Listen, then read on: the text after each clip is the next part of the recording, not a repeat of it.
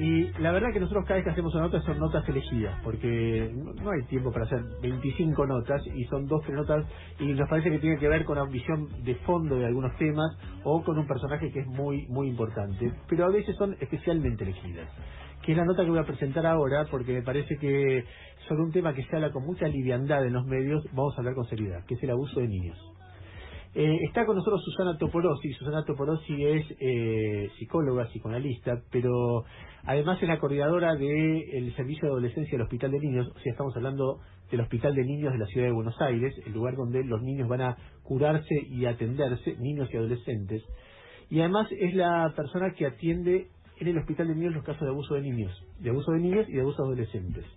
Recién le preguntaba cuántos casos como terapeuta de abusos atendió, y me dijo como terapeuta 100, pero después está como supervisora y como asesora y son, a ver, tiene una cantidad de conocimientos sobre atención de chicos abusados y de chicos abusadores también, que es que probablemente sean las personas que más saben en el país de esto. Y es raro porque cuando se habla de esto se entrevista a Natalia Haidt, pero no a Susana Toporossi, ¿entendés? Que es un contrasentido muy fuerte. Susana acaba de publicar en Carne Viva, que es un libro de una profesional, no es un libro ni escandaloso ni amarillo, sino un libro que intenta aportar ideas sobre qué se hace con esto. El subtítulo dice Abuso sexual infanto-juvenil, y te damos la bienvenida. Susana, gracias por estar acá.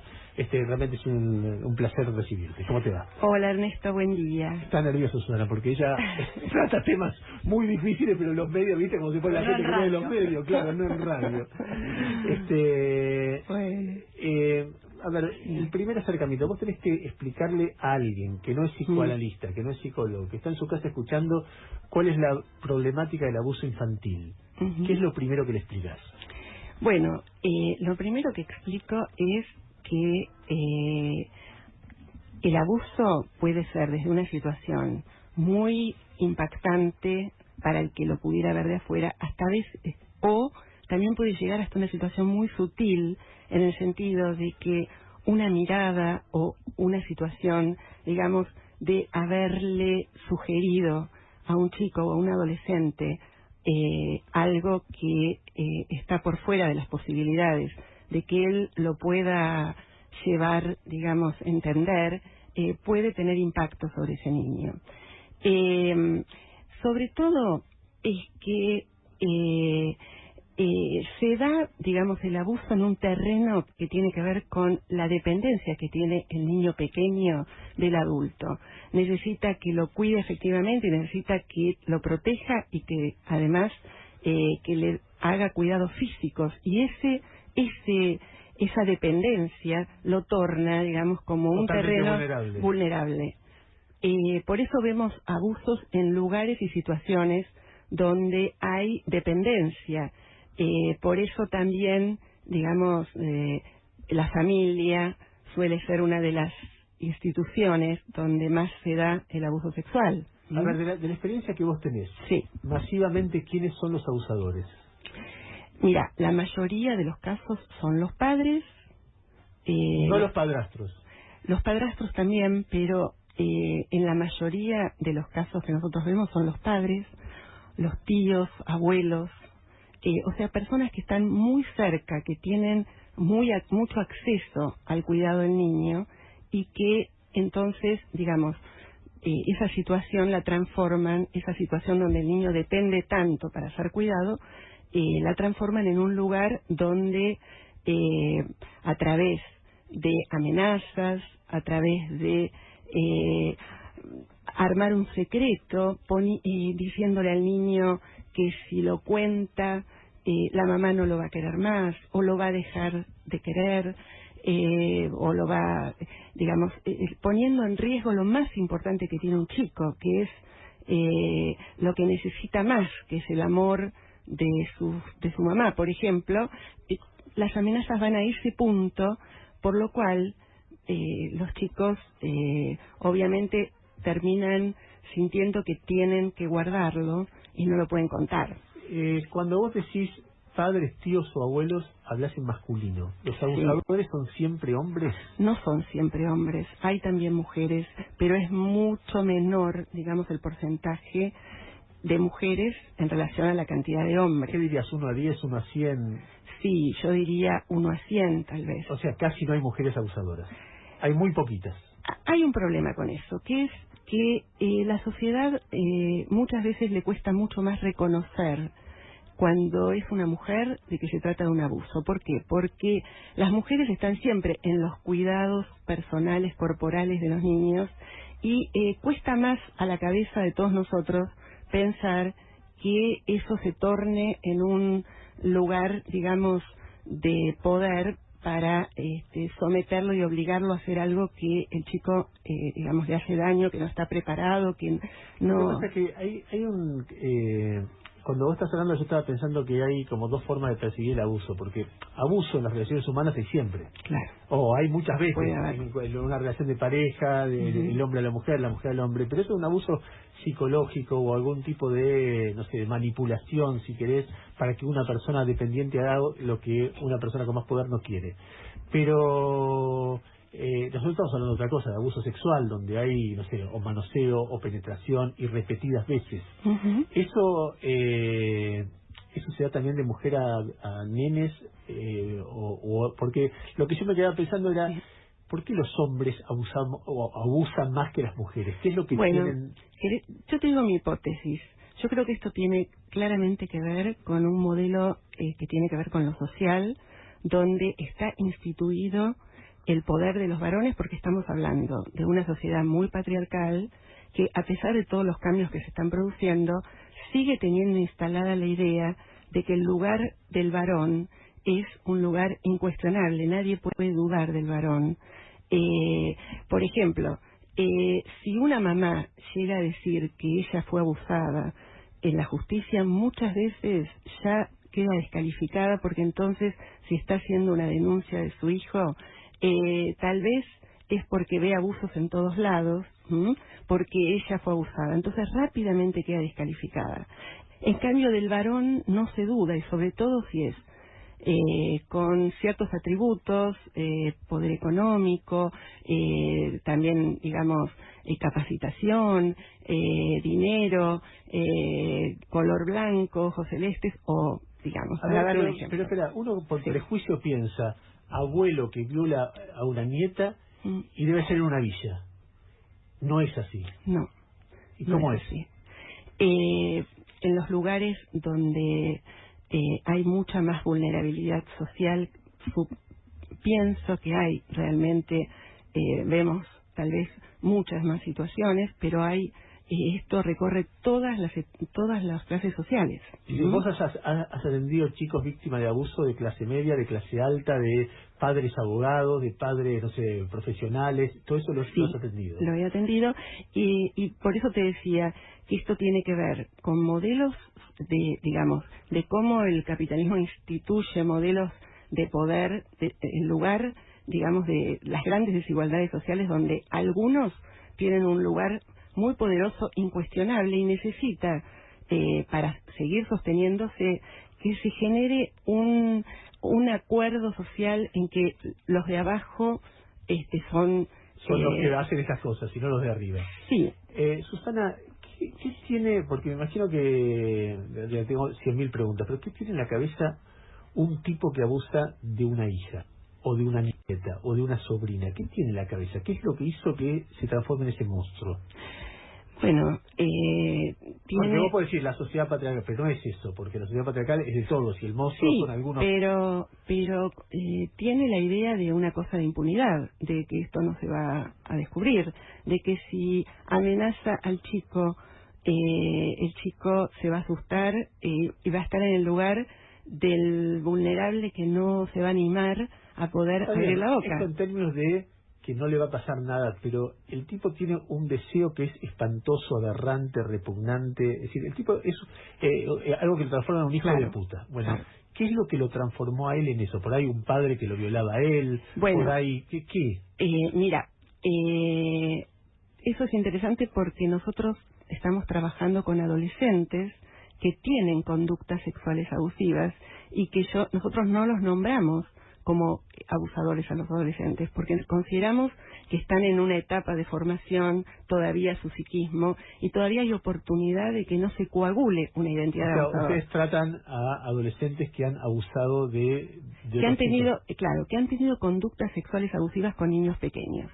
Con hermanos, con hermanastros. Exacto, con hermanos más chicos, con vecinitos, con primitos, sobrinitos. ¿Y?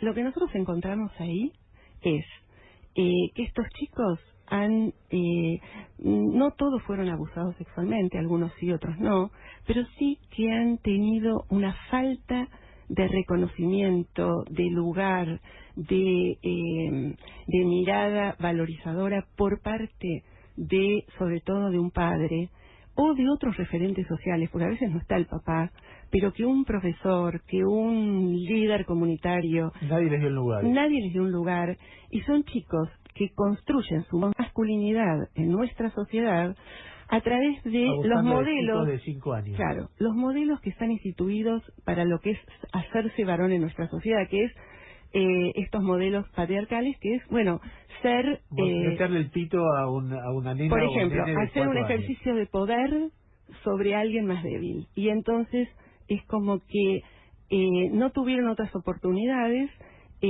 para sentirse reconocidos y buscan a través, digamos, muchas veces no lo hacen conscientemente, no lo piensan, o simplemente, digamos, son impulsos donde no hay una cabeza que los dirija a esos impulsos, pero que tiene que ver con un intento de hacerse varón y de hacerse tomar un lugar de poder en una sociedad donde ellos se sienten muy excluidos o no reconocidos o no valorados. Susana, en línea con lo que pregunta Ernesto, yo no llego a entender qué hace que una persona, cuando uno está con sus hijos, está con un chico, hay juego, hay ternura. No entiendo qué hay en la cabeza de un tipo que transforma en eso un apetito sexual. No llego a entender cómo se construye que esa persona pueda vincular una situación de estar con un chico, claro, en derivar en algo sexual. Bueno. No lo entiendo. En esa persona generalmente no está constituida la idea del otro como un sujeto al que hay que respetar y cuidar, sino que es como que tiene una relación en general con los otros, como que son cosas, como que los otros están para, digamos, obtener una satisfacción, un beneficio, pero no está pensado a la otra persona como un sujeto donde hay cosas que no se pueden hacer, hay lugares donde hay que parar, porque una cosa es tener una fantasía, digamos, ¿no? Y otra cosa es pasar a la acción. Aún como fantasía, sí. ¿Cómo a alguien se le ocurre la fantasía de tener sexo con un niño? Es decir, es una cosa tan, no sé, visto de lo que uno conoce en la vida, es una cosa tan aberrante, tan espantosa. Y dice, ¿por qué pasa eso? Bueno, ¿sabes? Bueno, yo en el libro intento dar algunas explicaciones, ¿no? De por qué se llega a esto. En realidad, yo les cuento, yo no trabajo con los abusadores adultos, pero siempre que entrevisto a los padres abusadores, cuando muchas veces los he entrevistado, me he encontrado que son señores que vienen hablando de cuestiones, por ejemplo, de que en realidad ellos no abusaron, pero es la madre que se quiere apropiar del hijo y entonces por eso es la madre en realidad que se apropia del hijo. No es que ellos abusaron, sino que la madre le hizo una denuncia para separarlo del hijo. Siempre aparece una cero preocupación por el niño, o sea, jamás se los ve angustiados o preocupados por algo que le suceda al niño, o por ejemplo, porque el chico no quiere ir a la casa de él, pues están separados los padres y no quiere ir a su casa. Pero nunca les preocupa defenderse, pero no les preocupa la situación del chico. Exactamente, la situación del chico no, porque el chico no es una persona, no está visto como un sujeto. Gus, vos querías preguntar algo. No, te quería preguntar ya si esa falta de freno inhibitorio que tienen en este ámbito, que es obviamente el delito más aberrante, lo tienen también en otros ámbitos, o solamente es en este. Mira, en muchos casos lo tienen en muchos ámbitos. y además después se repite, digamos, vuelven a ser pareja y, digamos, vuelven a repetir lo mismo con nuevos hijos, o lo tienen también, digamos, en el ámbito de que, por ejemplo, uno se da cuenta que vienen al servicio y maltratan a los profesionales, en definitiva, digamos, no aceptan ciertos límites que tiene la atención, ¿no? Quieren pasar por encima de todo eso. Entonces, son personas que nosotros decimos, bueno, que tienen una estructura de cómo se organizó su psiquismo, es una modalidad perversa. Y dada tu experiencia y todos los años que llevas trabajando, hoy son más visibles simplemente porque existen más las redes sociales, porque se habla más del tema, o efectivamente hay muchos más casos. Mi modo de verlo, en mi opinión, hay muchos más casos. También es más visible, lo cual es muy bueno, pero también hay muchos más casos, porque me parece que como esto está muy ligado a los... Primero está el modelo, digamos, se instala un modelo de dominio económico-social que hace que un sector esté vulnerabilizado, y además se necesita comprometer también desde la subjetividad de cada persona algo que haga que las mujeres, por ejemplo, es lo mismo que pasa con las mujeres que son golpeadas, las mujeres, las niñas, los niños, los adolescentes, se sientan mucho más débiles para enfrentar el poder de un adulto. Entonces, en la medida que avanza el neoliberalismo y que este sistema, digamos, acrecienta más estas diferencias y este poder de ciertos sujetos, digamos, en relación a otros, el que está, digamos, el que se siente que no tiene derecho a denunciar, a contar, o que si lo va a contar no le van a creer, o ni siquiera lo puede pensar como que no se lo merece.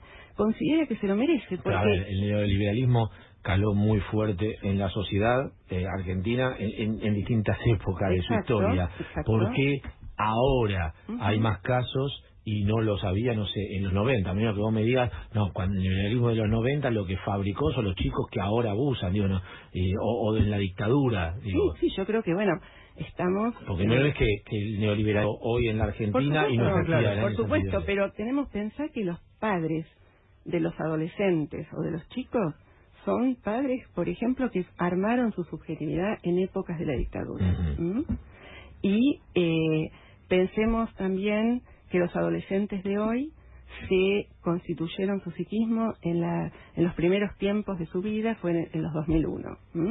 Y pensemos que todos los chicos que ven familias destruidas por cuestiones sociales, bueno, todo esto genera múltiples situaciones. ¿Sabes que la primera vez que yo empecé a pensar este tema fue con el caso Brasil, que fue un caso que periodísticamente nos interpeló a todos? Claro. Y lo que yo pensaba, que tiene mucha relación con lo que vos contás, pensaba, un nene pobre, sin papá, sin mamá, lo mandan a un lugar donde el cura más popular del país, bueno, querido, y qué sé yo, es el que lo cuida. Y ese cura que tiene todo el poder, que habla con presidentes, que habla con ministro de Economía, y abusa de ese nene que... ¿Qué huevos que tiene ese nene para denunciarlo? ¿Cuántos no lo habrán denunciado? Y eso se ve. Y de algún lugar, ese lugar que la iglesia le da al padre, que es lo mismo que va a decir la familia, no es muy distinto eso al nene que nace en una familia, que tiene el papá es todo el poder, lo necesita desesperadamente, no tiene ninguna instancia de apelación salvo ese papá, y ese papá lo viola. Entonces, ¿a quién puede recurrir ese pibe y cómo queda? Primero, ¿por qué van los chicos a atenderse? Quiero decir, ¿quién los lleva? Mira, los chicos abusados, quiero decir, no los adolescentes. Me imagino que los adolescentes que han abusado llegan por vía judicial algunos. Sí, o los trae la madre. Muchas veces la madre está muy angustiada porque estalló la situación en la familia, los encontraron a su hijo con un nene más chiquito de la familia, se generó un estallido familiar, la mamá muy angustiada por ahí lo trae. Eso es el mejor caso. En algunos casos porque tienen miedo a lo que puede suceder si no vienen al hospital. Pero lo importante siempre es que haya por lo menos uno en el entorno, un adulto. Si es el mismo adolescente, mejor. Si no, un adulto que esté angustiado por lo que pasó. Porque desde ahí uno puede sostener que se puede trabajar. Hay veces que los adultos ni se angustian, es cosa de lo más natural que los padres tienen a los hijos. Sí, podría ser, digamos, podría ser que suceda a veces. Ahora, en los chiquitos, cuando los chiquitos son violados por un padre, ¿quién los trae? ¿La madre o quién los trae? Mira, muchas veces, y esto es lo que tiene la clínica del abuso sexual, es que no vienen a consultar por eso. Yo te diría, por lo menos la mitad o más de los casos, es un hallazgo que tiene que hacer el profesional. Y esto le confiere a esta temática ¿Y como viene a consultar por qué? Porque un pibe tiene enuresis, por ejemplo, no puede controlar. Puede ser que venga por un síntoma, pero también puede ser que esto se detecte en el medio de un tratamiento psicológico que empezó hace años por otra cosa. O puede ser que está viniendo al pediatra hace un montón de tiempo y no se quiere dejar revisar. De repente se larga a llorar. Cuando le pregunta a la adolescente por las relaciones sexuales, dice que ya no va a tener nunca relaciones sexuales. Entonces, no habla del abuso, sino que justamente como el abuso muchas veces, la mayoría de las veces, deja efectos muy traumáticos, no puede venir una persona a hablar de eso como si fuera que viene a contar que le duele la cabeza, ¿no? Entonces, eso aparece por otro lado. Claro, aparece por otro lado, pero además tiene que ser una construcción del profesional, lo tiene que poder detectar. Por eso la capacitación en este tema es tan importante. Y en los traumatismos es tan importante. ¿Qué salida o qué posibilidad, qué chance tiene en la vida alguien que fue abusado por su padre o por una autoridad durante bastante tiempo? ¿Qué chance tiene en la vida? Porque uno piensa... a ver, por ahí en base a prejuicios, cosas que uno ha leído, algunos se transformarán a su vez en abusadores, porque es el lenguaje que aprendieron de chiquitos. Otros no podrán les resultará difícil establecer vínculos de cualquier tipo, porque si el vínculo central que tuvieron fue un vínculo de abuso, ¿cómo establecer vínculos con otras personas de amistad, de pareja, en base a eso? Otros tendrán pesadillas de noche toda la vida. ¿Qué chances tiene? Mira, las chances dependen de varias cosas. Por un lado depende de que se haya hecho la denuncia, porque la denuncia, más allá de todas las complicaciones que tiene el sistema judicial y que a veces alberga y otras veces revictimiza, más allá de eso, la denuncia hace que se rompa el circuito del silencio y deja una marca, sobre todo a futuro para ese chico, de que en su entorno familiar alguien le puso un basta a esa situación de abuso. Eso es muy subjetivante, es como, tiene un efecto muy importante para ese chico a futuro, sobre todo. Además de que eso suceda, también es importante que las personas de su entorno le crean y se reconozca eso que sucedió. Eso también le da una muy buena posibilidad, digamos, de procesamiento a futuro. Después, un tratamiento psicológico. Nos parece que es muy importante que un chico... Poder hablarlo con alguien. Poder hablarlo con alguien en un marco de confianza y, sobre todo, porque muchas veces pasa que ese chico que vivió eso, le quedó algo que hace que también él pueda repetir un impulso o tener impulsos sometedores con otros. No solo en el terreno sexual, puede ser en otros terrenos de los vínculos. Entonces, siempre el tratamiento psicológico es necesario y es importante. A ver, ya estamos terminando la charla. Se me fue el tiempo rapidísimo. Yo pensé que eran 10 menos cuarto y de repente me encontré con las 10 de la mañana y entonces tenemos que ir cerrando el programa. Estuvimos hablando con Susana Toporossi. Susana Toporossi, en un momento en que los medios se entrevistan sobre abuso infantil a personajes como Natalia Haidt, hay personas que trabajan muy en serio con esto y que están peleando todo el tiempo, todos los días de su vida, tratando de que los chicos estén mejor. Susana es la coordinadora de salud mental de adolescencia del Hospital de Niños trata ahí todos los casos de abusos que llegan y es una especialista en el tema, y además la conozco porque trabajó con mi mujer mucho tiempo, o sea que conozco el valor profesional y humano que tiene Susana. Acaba de publicar en Carne Viva sobre abuso sexual infanto-juvenil. Es un libro que tiene que ver con su trabajo, no tiene nada que ver con la explosión mediática, en todo caso tiene que ver, además que a ella le chupa huevo la explosión mediática, pero coincide con eso, que en un momento de explosión de debate social sobre esto, en base a primicias que generó Gustavo, y a cosas horribles que pasan en instituciones de la Argentina, ella publicó este libro, que es un libro técnico muy importante, y participa también de la dirección de la revista Topía, que es una revista que también trata estos temas, que es una revista muy muy importante en el mundo de la psicología. Así que no sé, si vos querés cerrar la nota de alguna manera, decir lo que vos quieras, o casi para siempre. Bueno, que el problema del abuso sexual infantil, para mí, infanto-juvenil, hoy es un problema grave de salud pública, que esto implica que hay que capacitar, hay que armar equipos, que hay que invertir en recursos, más recursos humanos, digamos, capacitación y más profesionales atendiendo, porque no damos abasto en las instituciones para dar respuesta a todos los casos. Entonces, bueno, eso es importante. Y la otra cuestión es que el libro está escrito en un lenguaje para que pueda acceder todo el mundo, o sea, está tratado de explicar con rigurosidad qué pasa en el abuso, pero con un lenguaje sencillo para que lo puedan leer, por ejemplo, los docentes, que son los docentes o los padres, los docentes, digamos, los médicos, los distintos líderes que trabajan con adolescentes y niños. El libro se llama En Carne Viva, de Susana Toporossi. Lo pueden comprar en cualquier librería y sobre todo en las especializadas. Y sobre todo lo que yo me quedo pensando de lo que dice Susana es denuncien. Si en la iglesia se pudo producir todo lo que se pudo, se hizo todo lo que se hizo, no es solamente porque hubo abusadores, sino porque tuvo una red de encubrimiento, que había niños abusados y decían, cubramos al cura. Totalmente. Entonces, si en las familias se produjo esto, que la iglesia en todo caso es una familia también, en algún sentido, en estas instituciones, en las familias se produce eso, es porque hay un abusador y hay otros que le tienen miedo, o que no le tienen miedo, pero quieren estar con él, y entonces hay madres, hay tíos, hay gente que escuchó algo, hay vecinos y qué sé yo, y que prefieren no meterse. Y si alguien se mete y denuncia, se desarma lo primero que tiene que es el secreto, la clandestinidad, esa especie de cerrojo en el cual está el laberinto que se ha metido en la persona vulnerable, que en este caso es un niño,